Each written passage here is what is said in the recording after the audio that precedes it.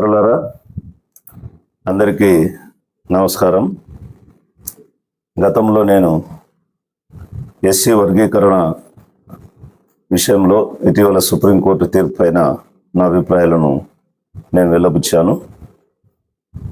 దాని విషయమై మాట్లాడుతున్నప్పుడు క్రీమీ లేయర్ భావన గురించి నేను ప్రత్యేకంగా సపరేట్గా నేను దీనిపైన నా అభిప్రాయాలను చెప్తానని చర్చిస్తానని కూడా చెప్పడం జరిగింది.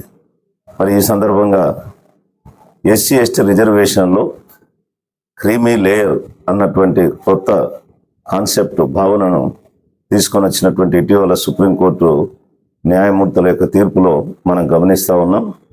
అయితే ఇది ప్రాథమికంగా ఈ క్రీమీ లేయర్ భావన అన్నది రాజ్యాంగ విరుద్ధం. అంతేకాకుండా క్రీమీ లేయర్ని డిసైడ్ చేయాలంటే, నిర్ణయించాలంటే కుల గణన లేకుండా సామాజిక న్యాయం కేవలం ఒక కళగా మిగిలిపోతుంది. దీనిపైన మీతో నా అభిప్రాయాలను పంచుకుంటూ ఉన్నాను.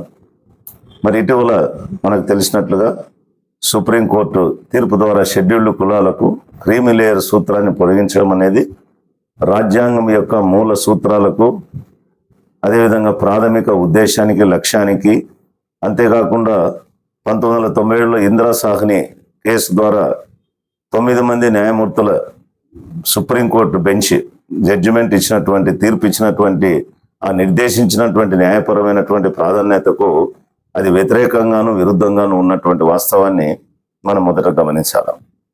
ఈ ఎస్సీ వర్గీకరణ కేసులో 4 న్యాయమూర్తులు క్రీమీ లేయర్ అనే భావనను షెడ్యూల్డ్ కులాలు మరియు షెడ్యూల్డ్ తెగలకు కూడా విస్తరించాలని అభిప్రాయాన్ని వెలిబుచ్చి, అది ఆ అభిప్రాయం ఈ యొక్క తీర్పులో భాగంగా ఉండడం వల్ల ఇది నిజంగా ఇప్పటికే వెల్ ఎస్టాబ్లిష్డ్ లీగల్ ప్రిన్సిపల్ మరి జూరిస్ప్రుడెన్స్ అయితే ఇప్పటికే స్థిరపడినటువంటి రాజ్యాంగ న్యాయ సూత్రాలకు ఒక స్పష్టమైనటువంటి వ్యతిరేకత and departure from well established principle of లా.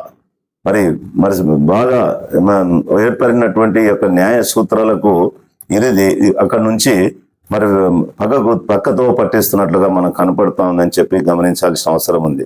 అంతేకాకుండా ఎవరు అడగలేదు ఈ జడ్జిమెంట్లో.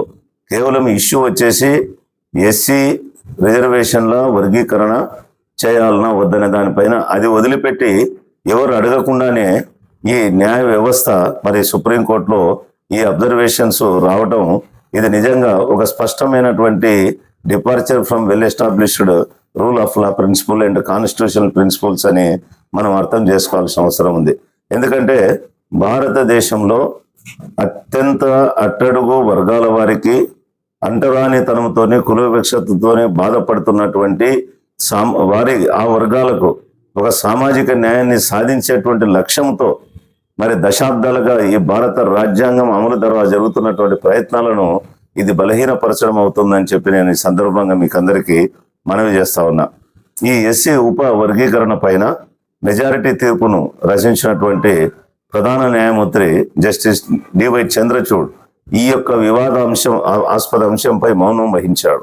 క్రీమీ లేయర్ గురించి ఆ క్రీమీ లేయర్ సూత్రాన్ని ఆయన ఏమాత్రం కూడా అక్కడ రేజ్ చేయలేదు. అయినా కూడా మరో 4 న్యాయమూర్తులు వాళ్ళు they have given concurrent opinions అంటే అందరూ ఒక అభిప్రాయాన్ని తీసుకొని వస్తూ అది ఈ ఏకాభిప్రాయంతో క్రీమీ లేయర్ను ఎస్సీ ఎస్టీలకు కూడా రిజర్వేషన్లకు చేయాలి అన్నటువంటి ఒక భావన ముందుకు తీసుకురావడం అనేది మరి ఇది భారతదేశ న్యాయ వ్యవస్థలో ఈ సామాజిక న్యాయ సూత్రాన్ని, సమానత్వాన్ని ఒక నిర్వీర్యం చేసేటువంటి క్రమ పద్ధతిలో జరుగుతున్నటువంటి పరిణామ క్రమము అని మనం అర్థం చేసుకోవాల్సిన అవసరం ఉంది. ఎందుకంటే గతంలో ఈడబ్ల్యూఎస్ ఎకనామికల్ వీకర్ సెక్షన్స్ తీర్పుతో మరి అక్కడ నుంచి మొదలైనటువంటి ఈ క్రీమీ లేయర్ విధానము ఇది ఎస్సీలకు కూడా, షెడ్యూల్డ్ కులాలకు కూడా పొడిగించడం అన్నది మరి ఇది సుప్రీంకోర్టు యొక్క అభిప్రాయం ఏదైతే ఉన్నదో అది భారతదేశంలో రిజర్వేషన్ల విధానాలకు ఒక డేంజరస్ కాన్సిక్వెన్సెస్, పరిణామాలు. మరి అంతేకాకుండా ఈ న్యాయ వ్యవస్థ యొక్క జుడిషియస్ ఓవర్ రీచ్ అంటారు దీన్ని. న్యాయ వ్యవస్థ తన యొక్క పరిధి దాటి ముందుకు పోయేదానికి ఒక స్పష్టమైనటువంటి ఉదాహరణ. క్రీమీ లేయర్ పొడిగింపు అది అనవసరమైనది, అన్వారెంటెడ్. అండ్ అనార్గ్యుడ్, ఎవరు అడగలేదు, అనాస్క్డ్, ఎవరు అడగలేదు. అంతేకాకుండా చివరికి అన్జస్టిఫైడ్, ఏమాత్రం కూడా న్యాయసమ్మతమైనటువంటిది కాదు. కుల ఆధారిత వివక్షత యొక్క సంక్లిష్టతను అర్థం చేసుకోవడంలో, లోతుగా పాతకపోయినటువంటి ఈ యొక్క కుల వ్యవస్థ యొక్క దుష్ఫలితాలను అంచనా వేయడంలో ఆ యొక్క మరి వైఫల్యం ఈ తీర్పులో, క్రీమీ లేయర్ వర్తింపు తీర్పులో మనకు ఆ యొక్క అభిప్రాయంలో మనకు క్లియర్ గా కనపడతా ఉందని చెప్పే సందర్భంగా నేను మనవి చేస్తా ఉన్నా. మరి ఈ పరిస్థితి యొక్క అసలు ఏంటి క్రీమీ లేయర్ కాన్సెప్ట్, ఎందుకు ఇంత మనం సీరియస్ గా దీనిపైన డిస్కస్ చేస్తా ఉన్నాం అని ఆలోచన చేస్తే, ఈ క్రీమీ లేయర్ భావన యొక్క ఎవల్యూషనరీ ప్రాసెస్, ఈ పరిణామ క్రమాన్ని మనం గమనిస్తే దీని మూలాలు 1976లో ఎంఎం థామస్ కేసులో జస్టిస్ కృష్ణ అయ్యర్ వెలిపుచ్చినటువంటి అభిప్రాయంలో మొట్టమొదటిసారిగా ఈ క్లియర్ కాన్సెప్ట్ వచ్చింది. ఆయన అక్కడ ఈ రిజర్వేషన్ల యొక్క ప్రయోజనాలను వెనుకబడినటువంటి తరగతులకు, ఓబీసీస్ కి మరింత ప్రయోజనకరమైన మరి ఫలితాలు ఉండాలంటే దానికి ఇది ఒక సామాజిక భద్రతగా ఈ క్రీమీ లేయర్ను ఈ బ్యాక్వర్డ్ క్లాసెస్ లో అమలు చేయాలని చెప్పేటువంటి భావనను ఆయన అందించాడు. అయితే 1985లో కేశవ్ వసంత కుమార్ స్టేట్ ఆఫ్ కర్ణాటక తీర్పులో సుప్రీంకోర్టు మరి జస్టిస్ చెన్నపరెడ్డి గారి అభిప్రాయం ప్రకారం అయితే ఈ విధానాన్ని ఏమంటారంటే ఇది ఉన్నతవాదము మరియు పితృస్వామ్యవాదము, ఇది పేట్రియారికల్ అప్రోచ్ అని ఆయన దాన్ని క్లియర్ గా క్రీమీ లేయర్ విధానాన్ని వ్యతిరేకించినటువంటిది కూడా ఇక్కడ గమనించాల్సిన అవసరం ఉంది. ఇది తరతరాలుగా కుల ఆధారిత వివక్షతను తొలగించే దిశగా రిజర్వేషన్లు అన్నవి ఎస్సీ ఎస్టీలకు ముఖ్యంగా ఒక టోకన్ గెస్చర్, అది ఒక టోకన్ గెస్చర్. అంతేగాని దానికి ఏదో అది వారు గొప్పగా ముందుకు వెళ్ళారు కాబట్టి క్రీమీ లేయర్ పెట్టాలన్నటువంటి ఇది సరైనటువంటి విధానం కాదు అని జస్టిస్ చిన్నపరెడ్డి గారు తన యొక్క అభిప్రాయాన్ని ఆ తీర్పులో వెలిబుచ్చారు. సో ప్రస్తుత సందర్భానికి ఆయన చేసిన హెచ్చరిక మరి ఆ తర్వాత మరి అమలవుతున్నటువంటి రిజర్వేషన్ విధానానికి ఒక కార్నర్ స్టోన్, ఒక మూల స్తంభంగా పరిణామం చెందుతుంది అన్నటువంటి మరి అది కూడా మనం తెలుసుకోవాల్సిన అవసరం ఉంది. తర్వాత ఇంకొకటి చూద్దాం, ఈ ల్యాండ్ మార్క్ కేసు, ఒకటి చారిత్రాత్మకమైనటువంటి case, Indira Sawhney versus union of India 1992లో ఈ భావన ఈ న్యాయపరమైనటువంటి అనుమతిని పొందింది. అంటే ఇక్కడ సుప్రీంకోర్టు సామాజికంగా అభివృద్ధి చెందిన ఇతర వెనుకబడిన తరగతుల అంటే ఓబీసీలు, అదర్ బ్యాక్వర్డ్ క్లాసెస్ సమూహాలకు రిజర్వేషన్ల ప్రయోజనాల నుండి మినహాయించాలని అక్కడ క్రీమీ లేయర్ కాన్సెప్ట్ పెట్టినారు. అయితే అదే తీర్పులో ఈ యొక్క క్రీమీ లేయర్ యొక్క భావన మన చారిత్రాత్మకంగా అణిచివేతకు అణిచివేతకు గురవుతున్నటువంటి షెడ్యూల్డ్ కులాలకు, షెడ్యూల్డ్ తెగలకు ఏమాత్రం కూడా వర్తించదు అని స్పష్టంగా 9 మంది న్యాయమూర్తుల బెంచ్ స్పష్టంగా తీర్పునివ్వడం జరిగింది. మరి ఆ విధమైనటువంటి తీర్పును కాదని ఇప్పుడు ఈ జ్యుడిషియల్ ఓవర్ రీచ్, ఈ యొక్క అతిక్రమణ అన్నది అది నిజంగా it's a sociological warning, A caution to the society. అప్పటి నుంచి కూడా ఈ ఓబీసీల కోసం మరి కఠినమైనటువంటి చట్టమైన సిద్ధాంతంగా అది అమలు చేయబడుతూ ఉంది. ఇందిరా సాహ్నితో ఓబీసీల జనాభా 52%గా అంచనా వేయబడింది. వాళ్ళకి రిజర్వేషన్లు మాత్రం 27% పరిమితం చేయబడి ఉన్నాయి. కాబట్టి ఆ వర్గాలలో ఈ యొక్క క్రీమీ లేయర్ మినహాయింపు అన్నది అవసరము. అంతేకాకుండా ఎందుకంటే ఈ ఓబీసీల్లో అనేక మంది సంపన్న వర్గాలు ఉన్నాయి కాబట్టి ఈ రిజర్వేషన్ల విధానం నుంచి మినహాయించడానికి మొదటగా ఆ దాంట్లో ఆ జడ్జిమెంట్ రూపొందించిన ఈ క్రీమీ లేయర్ సిద్ధాంతం ఏదైతే ఉందో దానికి విరుద్ధంగా కూడా మనం గమనించాలా. ఎవరైతే ఈడబ్ల్యూఎస్ కేటగిరీ కింద ఉన్న లబ్ధిదారుల కింద చేర్చడానికి అది ఉపయోగపడింది. అయితే ఓబీసీలలోనే వారిలో ఇప్పుడు కూడా ఒక జీవనాధార స్థాయి కంటే స్వల్పంగా పెరిగిన ఎస్సీలను క్లియర్గా, ఎస్సీ ఎస్టీలను ఆ తీర్పు క్రీమీ లేయర్ వర్తింపు నుంచి ఆ యొక్క జడ్జిమెంట్ క్లియర్గా వాళ్ళని మినహాయించింది, exempted from creamy layer concept. ఈ తప్పుడు అప్లికేషన్, ఇప్పుడైతే ఈ wrong application of this creamy layer concept సామాజిక న్యాయం యొక్క రాజ్యాంగ వాగ్దానాన్ని, ది కాన్స్టిట్యూషనల్ మ్యాండేట్ అర్థం చేసుకోవడానికి మరి సరైనటువంటి ఇది లేకుండా ఈ క్రీమీ లేయర్ కాన్సెప్ట్ ని తీసుకొచ్చినారని చెప్పి మనమైతే స్పష్టంగా ఇక్కడ గమనించాల్సిన అవసరం ఉంది. మరి అంతేకాకుండా సుప్రీంకోర్టు ఉన్నటువంటి న్యాయమూర్తులు ఎవరైతే ఈ అభిప్రాయాన్ని వెలిబుచ్చారో ఇది ఎస్సీ ఎస్టీలకు కూడా పొడిగించడం ద్వారా ఎస్సీలు ఎదుర్కొంటున్నటువంటి ఏకైక మరియు వ్యవస్థాగత ప్రతికూలత ఏవైతే ఉన్నాయో, వ్యవస్థాగత ప్రతికూలతలని నేను చెప్తా ఉన్నాను. ఏవైతేనో వాటిని క్లియర్గా సంపూర్ణంగా విస్మరించింది. ఎందుకంటే అక్కడ అనుకుంటున్నారు ఒక నిర్దిష్ట స్థాయి ఆర్థిక పురోగతిని సాధించిన వారు ఇకపై రిజర్వేషన్ నుండి ప్రయోజనం పొందకూడదని చెప్పి వాళ్ళు సూచించడం జరిగింది. ఈ దృక్పథం అయితే ఏదైతే ఈ అప్రోచ్ ఉన్నదో ఇది ఎస్సీ ఎస్టీ కమ్యూనిటీల యొక్క ఆర్థికంగా విజయవంతమైనటువంటి సమూహాలను కూడా ప్రభావితం చేస్తూనే కొనసాగుతున్నటువంటి యొక్క మరి ఏమైతే ఉన్నాయో ఆర్థికంగా అభివృద్ధి చెందినంత మాత్రాన కొంతమంది వ్యక్తులు లేదా కొన్ని కుటుంబాలు లేకపోతే షెడ్యూల్డ్ కులాలు షెడ్యూల్డ్ తెగలలో కొన్ని సమూహాలు కొన్ని తరగతులు ఆర్థికంగా జరిగినా కూడా సామాజికంగా ఈ సంఘపరంగా కులపరంగా వాళ్ళు ఏ విధంగా కుల వివక్షతను అంటరానితనాన్ని ఎదుర్కొంటున్నారో ఆ ప్రాముఖ్యమైనటువంటి అంశాన్ని పరిగణలోనికి తీసుకోవడంలో ఈ తీర్పు విఫలమైందని మనకు ఈ అభిప్రాయం సుప్రీంకోర్టు విఫలమైందని మనకు ఖచ్చితంగా చెప్పొచ్చు. అంతేకాకుండా ఈ పూర్తిగా వెనుకబడిన తరగతులకు సంబంధించినటువంటి రిజర్వేషన్లు ఓబీసీల మాదిరి కాకుండా ఎస్సీల విషయంలో నాట్ ఓన్లీ బ్యాక్వర్డ్నెస్ కేవలం వెనుకబాటుతనమే కాదు అంటరానితనం కూడా కుల వివక్షత వారిపైన ఎక్కడ చూసినా కులం పేరిట మరి ఈరోజు అంటరానితనం పేరిట వారిపైన దాడులు దౌర్జన్యాలు ఇవన్నీ జరుగుతున్నది నిత్య కృత్యంగా చూస్తా ఉన్నాం. రాజ్యాంగ హక్కులు రక్షణలు ఉన్నా కూడా మరి ఒక షెడ్యూల్డ్ కులానికి చెందినటువంటి వ్యక్తి ఆర్థికంగా అభివృద్ధి చెందొచ్చు, మరి ప్రభుత్వాల్లో కొన్ని ఉన్నత పదవులు కూడా పొందొచ్చు thanks to Babasaheb Ambedkar because he has given reservations. అయితే ఈ మనకు ఇప్పుడు ఈ గత 70 సంవత్సరాల స్వాతంత్రం వచ్చిన తర్వాత కూడా మనం అనుభవకంగా చూసింది ఏంటంటే మన ఎక్స్పీరియన్స్ ఏంటంటే ఇప్పటికీ కూడా వివిధ రకాలుగా వీరు సాంఘిక వివక్షతకు అంటరానితనానికి మరి దాడులకు దౌర్జన్యాలకు మరి వీళ్ళు విక్టిమ్స్ అవుతూనే ఉన్నారు, గురవుతూనే ఉన్నారు. భారత సమాజంలో కుల వ్యవస్థ అనేది ఒక పర్మనెంట్ సెటప్ అండి, ఇది శాశ్వతంగా జీవించేటువంటి స్థితి. ఎందుకంటే ఒకటి మనం గమనిద్దాం, మరి స్వాతంత్ర భారతదేశంలో కూడా మరి మన బాబు జగజీవన్ రామ్ గారు ఈ దేశానికి ఉప ప్రధాని, దీర్ఘకాలం కేంద్రంలో మంత్రిగా పనిచేసినటువంటి ఒక అపారమైనటువంటి పాలన అనుభవజ్ఞుడు. ఆయన 1978లో సంస్కృత విశ్వవిద్యాలయంలో ఒక విగ్రహాన్ని ఇనాగరేట్ చేశారు. మరి ఏం చేస్తారో తెలిసిన ఆయన అక్కడి నుంచి పక్కకు పోయిన తర్వాత ఆ విగ్రహాన్ని ఒక అంటరాని వాడు ముట్టుకున్నాడని చెప్పి మరి ఒక కాన్స్టిట్యూషనల్ పోస్టులో ఉన్నటువంటి వ్యక్తి ఆ విగ్రహాన్ని గంగాజలంతో శుద్ధి చేసినటువంటి సంఘటన మనం గుర్తుపెట్టుకోవాలి. అంతేకాకుండా ఇటీవల కాలంలో కూడా మరి మన ఉత్తరప్రదేశ్ ముఖ్యమంత్రిగా ఉన్నటువంటి అఖిలేష్ యాదవ్ 2017లో ఆయన ఓబీసీ, ఆయన ముఖ్యమంత్రి పదవి దిగిపోయిన తర్వాత ఇప్పుడు ఉన్నటువంటి మరి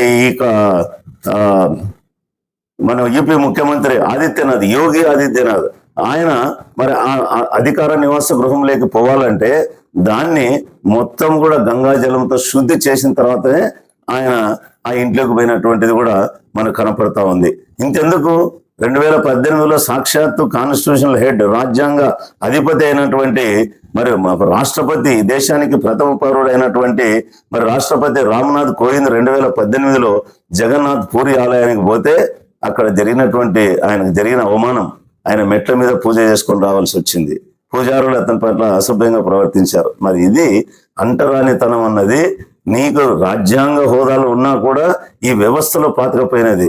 కాబట్టి క్రీమీ లేయర్ కాన్సెప్ట్ అనేది నువ్వు ఎంత పెట్టినా, ఎంత ఆర్థికంగా ఎంత గొప్ప పదవులు ఉన్నా నిన్ను ఏ కులం వాడో నేను ఆ కులం మాదిరే చూస్తూ ఉన్నటువంటి పరిస్థితి. అందుకే బాబాసాహెబ్ అంబేద్కర్ ఒక మాట చెప్పాడు, ఇది అంటరానితనం అనేది మనస్సుల్లోని అపవిత్రత మరియు వైరస్. ఇది ఒక వైరస్ బాగా స్ప్రెడ్ అయిపోయింది. ఇప్పుడు ఇదే కాదు, బాబాసాహెబ్ అంబేద్కర్ చెప్పినారు, ఈ మతోన్మాదులు ఈ మనువాదులు విదేశాలకు పోతే అక్కడ కూడా ఈరోజు ఈ క్యాస్ట్ వైరస్ వాళ్ళు స్ప్రెడ్ చేస్తారని. ఈరోజు అమెరికాలో కానీ, జర్మనీలో కానీ, ఇంగ్లాండ్లో కానీ అనేక చోట్ల మరి ఇక్కడ నుండి వలసపోయినటువంటి భారతీయ ఎస్సీల పైన కూడా ఇక్కడ నుండి వలసపోయినటువంటి మరి మనవాద బ్రాహ్మణీయ వర్గాలకు చెందినటువంటి వాళ్ళు అక్కడ మరి వివక్షత చూపిస్తున్నది కూడా ప్రత్యక్షంగా కనపడతా ఉంది. అనేకమైనటువంటి ఉదంతాలు కూడా ఉన్నాయి.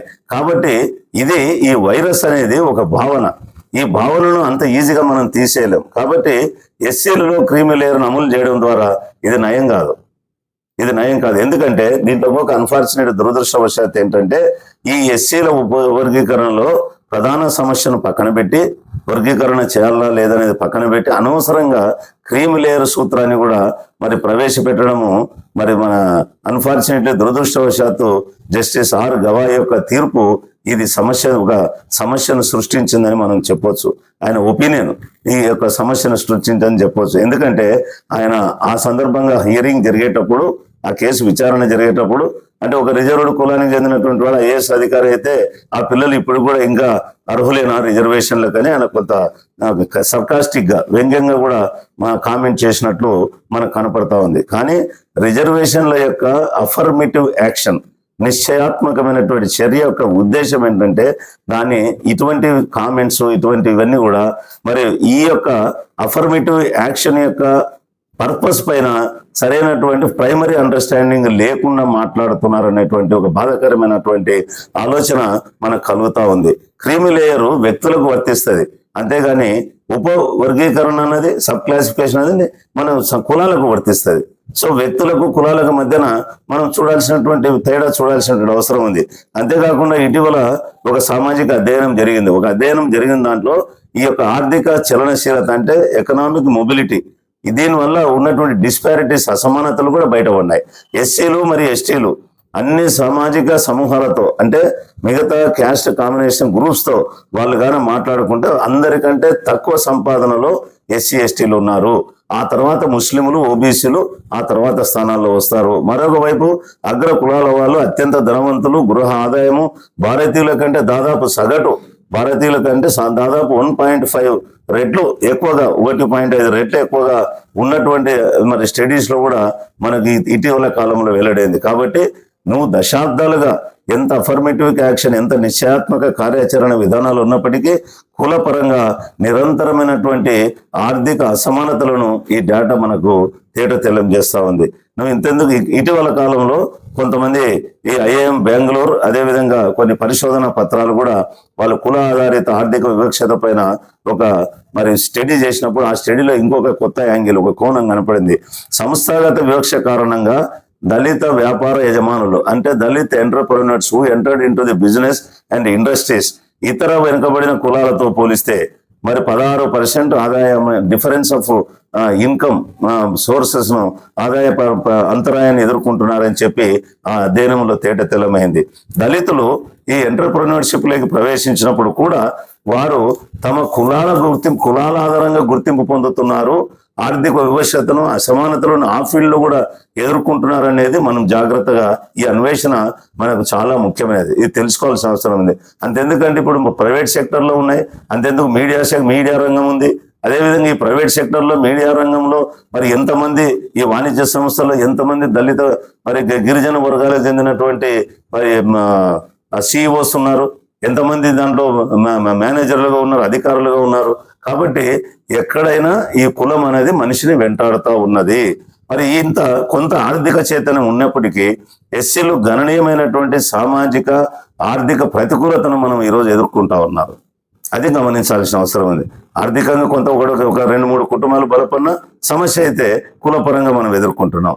ఇటీవల ఈ తీర్పు మరి ఈ క్రీమీ లేయర్ అభిప్రాయం యొక్క మొత్తం ప్రభావము ఎస్సీ ఎస్టీలను ఏదైతే అప్లిఫ్ట్ చేయడానికి, ఉద్ధరించడానికి రూపొందించినటువంటి మొదట ఈ రాజ్యాంగంలో ఉన్నటువంటి ప్రొటెక్టివ్ మెజర్స్, రక్షణ చర్యలను వీటన్నింటిని డైల్యూట్ చేయడం, వీటన్నింటిని బలహీనం చేయడం, పలచన చేయడం తప్ప మరొకటి కాదు.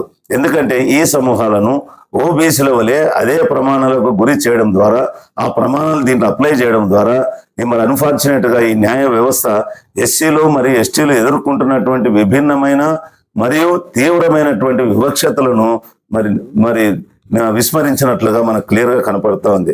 ఆర్టికల్ 17లో రాజ్యాంగబద్ధంగా మరి అంటరానితనం, వివక్షత రద్దు చేయబడినప్పటికీ ఈ మనువాద బ్రాహ్మణీయ మత భావాలు కలిగినటువంటి అగ్రవర్ణాలచే వివిధ రూపాలలో అస్పృశ్యతను, కుల వివక్షత యొక్క మరి విపరీతమైన నిరంతర ఎఫెక్ట్, ఆ యొక్క అనుభవాన్ని మరి ఈరోజు వివిధ రూపాల్లో మనం ఉంటున్నట్లు మన అనుభవిక డేటా, ఎక్స్పీరియన్స్ డేటా, గవర్నమెంట్ స్టాటిస్టిక్సే దాని ప్రకారమే కనపడుతూ ఉంది. కాబట్టి ఈ విధంగా ఈ తీర్పు భారత సమాజంలోని సామాజిక వాస్తవాలకు న్యాయమైనటువంటి జుడిషియస్ మైండ్ అప్లై చేయకపోవడం, అన్వయించకపోవడాన్ని మనకు దీంట్లో తేటతెల్లం అవుతా ఉంది. ఎస్సీ మరియు ఎస్టీల ఆర్థిక స్థితితో సంబంధం లేకుండా కులం మరియు అంటరానితనం శక్తివంతంగా వాళ్ళ ఎంట పడతా ఉన్నాయి, వాళ్ళ మీద ప్రభావాన్ని చూపుతూనే ఉన్నాయి. ఈ తీర్పు క్లీమిరియర్ కాన్సెప్ట్ను తప్పుగా అన్వయించడమే కాకుండా ఒక ఇబ్బందికరమైనటువంటి హిస్టారికల్ కల్చర్, ఒక చారిత్రాత్మక సంస్కృతిని ఈరోజు ప్రతిబింబిస్తుంది. ఈ క్రీమిలేయర్ సూత్రాన్ని ఎస్సీ ఎస్టీలకు విస్తరించడమే కాకుండా ప్రాచీన భారతదేశంలో ఇంకొక జడ్జి అన్నాడండి, నలుగురులో ఒక సుప్రీంకోర్టు వచ్చి with due respect to him that ఏమంటాడంటే ఆయన క్రీమిలేయర్ భావన ఏమంటాడంటే దీంట్లో ప్రాచీన భారతంలో కుల వ్యవస్థ లేదు, మరియు ఇది తప్పు నిర్మాణం, ఇది రాంగ్ కన్స్ట్రక్షన్ అనే మాట ఆయన చారిత్రాత్మకంగా సరికాని ఆయన జస్టిస్ పంకజ్ మిట్టల్ ఆయన చెప్పాడు. అంటే భారతదేశంలో ప్రాచీన భారతదేశంలో కుల వ్యవస్థ లేదంట. అంతేకాకుండా ఇది ఒక రాంగ్ కన్స్ట్రక్షన్ అంట. ఇది సరైనటువంటి ఒక హిస్టారికల్ స్టడీ కాదు, హిస్టారికల్ స్టడీ చేసి దాన్ని చేసినటువంటి అబ్జర్వేషన్ కాదు, కామెంట్ కాదని మనం కూడా గమనించాల్సిన అవసరం ఉంది. కాబట్టి ఈ జస్టిస్ మిత్తల్ గారు వ్యక్తపరిచిన అభిప్రాయము చాలా తప్పు. ఎందుకంటే వర్ణ వ్యవస్థ, కుల వ్యవస్థ అన్నవి ఈ సమాజంలో ఉన్నటువంటి పర్మనెంట్ స్ట్రక్చర్స్, పర్మనెంట్ ఫీచర్స్. మరి ఇది ఒక సామాజిక డిఫెక్ట్, ఇది ఒక సామాజిక లోపం. మరి అటువంటి అనవసరమైనటువంటి అనాస్క్రిడ్ అండ్ అన్వారెంటెడ్ అన్సొలిసిటెడ్ ప్రకటనలు, అభిప్రాయాలు ఈ చారిత్రాత్మక వాస్తవాలను మరియు ఎస్టాబ్లిష్డ్ సామాజిక శాస్త్ర అధ్యయనాలను, well established studies, social studies ఏదైతే ఈ యొక్క అభిప్రాయాలు, వీరి యొక్క కామెంట్స్ వీటికి చాలా విరుద్ధంగా ఉన్నాయి.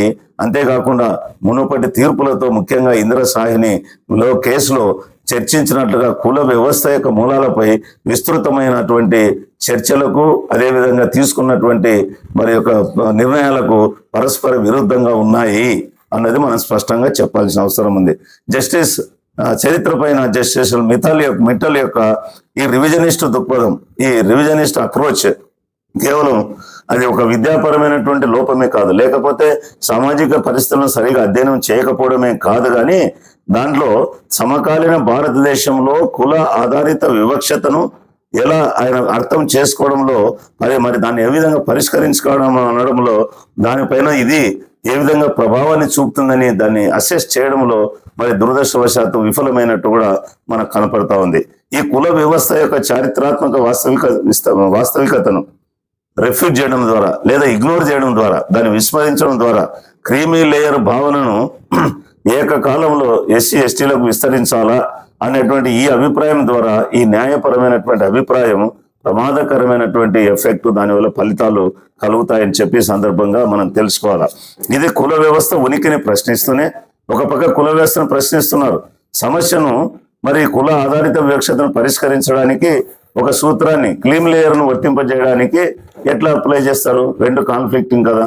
మరి ఈ విధానం కేవలం చట్టపరమైన వివరణకు మించిన న్యాయపరమైన overreach, it is a form of judicial overreach అన్నది మనం గమనించాలి. ఇది మన రాజ్యాంగంలో పొందుపరచబడినటువంటి నిశ్చయాత్మక చర్య విధానాల యొక్క ప్రాతిపదికకు వ్యతిరేకము, దానికి విరుద్ధంగా ఉండే ఒక హిస్టారికల్ రివిజనిస్ట్ అప్రోచ్ లేకి మనల్ని తీసుకుపోతున్నట్టు మనకు కనపడతా ఉంది. కాబట్టి క్లీమిరేయర్ సిద్ధాంతాన్ని ఎస్సీలకు మరియు ఎస్టీలకు విస్తరించడం అనేది కులానికి సంబంధించిన ఈ చారిత్రాత్మక అవగాహనతో పాటు దశాబ్దాల రాజ్యాంగ న్యాయ శాస్త్రము మరియు సామాజిక న్యాయ ప్రయత్నంలో ఏదైతే social justice and equality efforts ఉన్నాయో, ఈ రాజ్యాంగం ద్వారా జరుగుతున్నాయో, వాటన్నిటిని కూడా బలహీనపరిచేటువంటి ప్రమాదం ఉంది అని చెప్పి నేను సందర్భంగా మనవి చేస్తా ఉన్నా.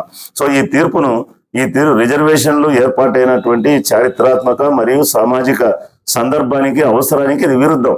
ఎందుకోసమైతే రిజర్వేషన్లు, రాజ్యాంగ రక్షణలు ఎస్సీ ఎస్టీలకు కల్పించారో ఆ ఉద్దేశానికి ఇది విరుద్ధంగా ఉన్నాయి, కాంట్రడిక్టరీగా ఉన్నాయి.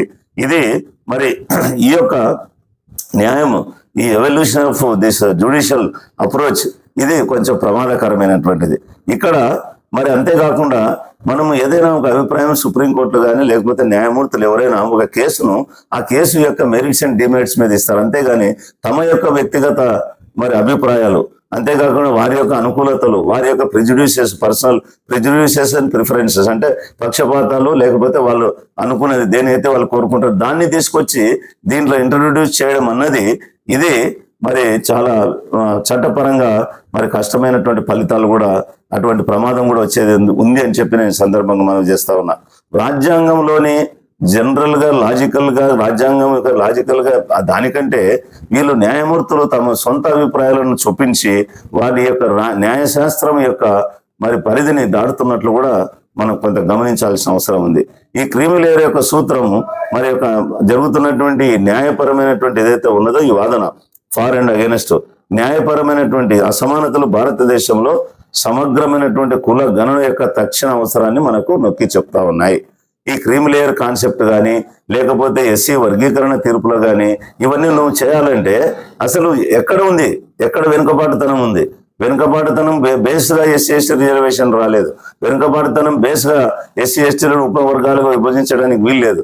వీళ్ళకి వచ్చింది ఒక చారిత్రక తప్పిదం. ఈ సొసైటీ కుల వ్యవస్థను దాన్ని అధిగమించాలనేటువంటి ఉద్దేశంతో ఈ రిజర్వేషన్లు వచ్చాయి తప్ప ఎకనామిక్ బ్యాక్వర్డ్నెస్ కాదు. మరి ఇది చేయాలంటే మరి కులగణన చేయాలా?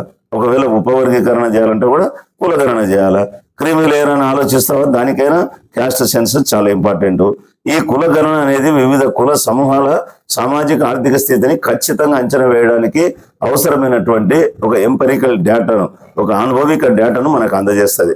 ప్రభుత్వం అత్యంత వెనుకబడిన వారి అవసరాలకు అనుకూలమైన కార్యాచరణ విధానాలు రూపొందించడానికి, వారికి అటువంటి పథకాలు అమలు చేయడానికి వీలు కల్పిస్తుంది. ఖచ్చితమైన డేటా లేకుండా క్రీమీ లేయరు లేకపోతే ఉపవర్గీకరణ, సబ్ క్లాసిఫికేషన్ మరియు రిజర్వేషన్ల విధానాలకు సంబంధించినటువంటి ఇతర అంశాలపైన చర్చలు, ఊహాగానాలు మరి రాజకీయ వ్యూహాలలో మనము ఇరుక్కొని పోతా ఉన్నాం. సో వితౌట్ క్యాస్ట్ సెన్సస్ ఇవన్నీ వీలు కాదు. అంతేకాకుండా ఈ కుల గణన విధాన నిర్ణేతలు ఏదైతే ఉన్నారో అంటే క్యాస్ట్ సెన్సస్ డిసైడింగ్ ఫ్యాక్టర్స్ ఇవి విస్తృతమైనటువంటి యొక్క జనరలైజ్డ్ సబ్జెక్టులు దాటి సామాజిక న్యాయానికి మరింత మరి అవసరమైనటువంటి విధానాలను అభివృద్ధి చేయడానికి కులగణన మనకు ఉపయోగపడుతుంది. ఈ నిశ్చయాత్మక చర్య అఫర్మేటివ్ యాక్షన్ ఈ యొక్క పాలసీస్ నిష్పక్షపాతంగా మరియు ప్రభావవంతంగా ఉండాలా, పని చేయాలా నిర్ధారిస్తూ రిజర్వేషన్ల ప్రయోజనాలు ఎవరికైతే మనం అనుకుంటున్నామో అర్హులో వారికి ఇవ్వడానికి ఒక స్పష్టమైనటువంటి అనుభవిక ఆధారాన్ని, ఒక ఎంపరికల్ డేటాను, ఒక బేస్ను ఈ క్యాస్ట్ సెన్సస్ ఇస్తుందన్నది మనం గమనించాల్సిన అవసరం ఉంది. మరి youth for equality versus state of Bihar కేసులో పాట్నా హైకోర్టు ఇచ్చినటువంటి కుల సర్వే ఇది రాజ్యాంగబద్ధమైనదని సమర్థిస్తూ, రాజ్యాంగ భద్రతను సమర్థిస్తూ ఇచ్చినటువంటి తీర్పు it's a step in the right direction. ఒక సరైనటువంటి రస్తాలో ఒక మంచి అడుగు. రాజ్యాంగంలోని ఆర్టికల్ 15, 16 ప్రకారం మరి అఫర్మేటివ్ యాక్షన్ ఈ నిశ్చయాత్మకమైనటువంటి చర్యలు కోసం రాష్ట్ర ప్రభుత్వాలు, కేంద్ర ప్రభుత్వం జనాభా గణన నిర్వహించి వివరాలను అందజేస్తే అంతవరకు ఉండాల్సిన అవసరం లేదు అని న్యాయస్థానం సరిగ్గా తీర్పు చెప్పింది. దాంట్లో మరి దేశవ్యాప్త కులగణన నిర్వహించడానికి ఇప్పుడు ఉన్నటువంటి కేంద్ర ప్రభుత్వం, ముఖ్యంగా మోడీ నాయకత్వంలో, ఆర్ఎస్ఎస్ నాయకత్వంలో ఉన్నటువంటి మోడీ ప్రభుత్వం విముఖత చూపడం మనం చూస్తూ ఉన్నాం. అయితే ప్రతిపక్షాలు గట్టిగా పట్టడంతోనే, అంతేకాకుండా ఇప్పుడు కొంతమంది వాళ్ళ పాలక పక్షంలోనే వాళ్ళ యొక్క భాగస్వాముల పైన ఆధారపడి ఉన్నారు కాబట్టి ఇప్పుడిప్పుడే కొంత వాళ్ళ స్టాండ్ మారుస్తూ ఉన్నారు. భారతీయ సమాజంలో మరి రాజకీయ వ్యవస్థలో మరి ఇటువంటి కుల గణన చేయకపోవడం అనేది it gives rise to the suspicion, ఒక అనుమానాలకు. అంతేకాకుండా మరి ఈ వర్గాలను తీవ్రమైనటువంటి ఆందోళనలకు, నిరాశ కూడా గురి చేస్తుంది. అటువంటి అభిప్రాయం ఖచ్చితంగా మనకు కనపడతా ఉంది. సో ప్రభుత్వం ఏం చేయాలి? తప్పనిసరిగా సమగ్ర కుల గణనను చేపట్టాలా. A comprehensive caste census is necessary. రాజ్యాంగ ఆదేశానికి అనుగుణంగా, కాన్స్టిట్యూషనల్ మ్యాండేట్కి అనుగుణంగా మరియు ఎఫెక్టివ్గా, ప్రతిభావంతంగా మరి అంతేకాకుండా నిశ్చయాత్మకంగా, అఫర్మేటివ్గా కార్యాచరణ విధానాలు ఏదైనా అభివృద్ధి చేయాలి అంటే దానికి అవసరమైనటువంటి ఎంపెరికల్ డేటా కావాలి అంటే అందుకు సంబంధించినటువంటి ఆ డేటా ద్వారా మాత్రమే దేశం తన పౌరులందరికీ సమానత్వం, సామాజిక న్యాయమైనటువంటి రాజ్యాంగ సూత్రాన్ని, లక్ష్యాన్ని సాధించగలదని మనం ఆశించవచ్చు. దానికి క్యాస్ట్ సెన్సస్ ఇంపార్టెంట్. ఈ సమగ్ర కుల జనాభా గణన లేకుండా అనుభవిక డేటా సాక్ష్యం కంటే రాజకీయ ప్రయోజనాలతో నిశ్చయాత్మకమైనటువంటి చర్య విధానాలు రూపుదిద్దుకోవడం కొనసాగుతుంది. ఆ విధంగా చేసినప్పుడు వాటి ఫలితం వారు పరిష్కరించేందుకు ఉద్దేశించినటువంటి అసమానతలను అది మరింతగా, ఒకవేళ ఇది చేయకపోతే క్యాస్ట్ సెన్సస్ చేయకపోతే ఆ ఫలితాలు అయితే మరి అనుకున్నది ఇంకా ఈ అసమానతలు మరింత పెంచి పోషిస్తుంది. కాబట్టి ఈ time, this is the right time for all political parties including ruling parties and opposition at various levels, రాష్ట్రంలోను కేంద్రంలోను, అంతేకాకుండా పౌర సమాజం, సివిక్ సొసైటీ, మన రాజ్యాంగంలో పొందుపరచబడినటువంటి సామాజిక న్యాయ సూత్రాల పట్ల ఒక ధైర్యాన్ని, ఒక నిబద్ధతను ప్రదర్శించాల్సిన అవసరం ఉంది. కుల గణన అనేది కేవలం గణాంక కసరత్తు కాదు. భారతీయులందరికీ నిజమైనటువంటి న్యాయమైన మరియు సమానమైన సమాజాన్ని నిర్మించడం ప్రపంచంలోని అతిపెద్ద ప్రజాస్వామ్యమైన ఈ భారతదేశానికి ఒక అవసరం, చారిత్రాత్మక అవసరం. కాబట్టి కుల గణన అనేది చేయాలా. అంతేకాకుండా ఎస్సీ ఎస్టీలలో ఈ క్రీమీ లేయర్ కాన్సెప్ట్ అనేది సంపూర్ణంగా విస్మరించాలా. ఈ సందర్భంగా మనం కూడా ఆలోచించాలా.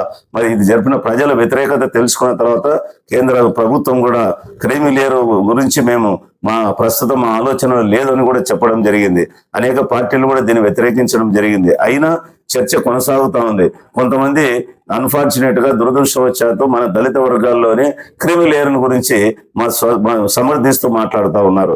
అది చాలా తప్పు అవగాహన.